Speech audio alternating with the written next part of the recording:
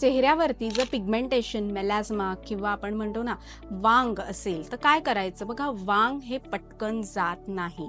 पित्त प्रकृतीच्या व्यक्तींमध्ये हे जास्त येतं. उन्हामध्ये तुमचं एक्सपोजर जास्त असेल तरी पण हे होऊ शकतं. मेलानोसाइट्स जे असतात त्यांच्यामध्ये मेलॅनिन फॉर्मेशनमध्ये बिघाड झाल्यामुळे हा व्याधी होतो. पित्त म्हणजे आपण म्हणतो ना एखादी जागेच्या ठिकाणी पोळीला कसे डाग येतात तसे डाग त्या आल्यामुळे, पित्त वाढल्यामुळे चेहऱ्यावर येतात आणि हे डाग फेंट होऊ शकतात, पण ते पूर्ण जात नाहीत. कधी कधी रक्त शुद्धी होणं आवश्यक आहे. तर काय उपाय करू शकाल? तर घरी आपल्या मध अवेलेबल असतो, तो अँटीऑक्सिडंट आहे. म्हणजे काय, तर मेलानोसाइट्सवर हे काम करतं. तर तिथे मध लावून ठेवू शकता जायफळामध्ये मिक्स करून, त्याने ते डाग फेंट होतात.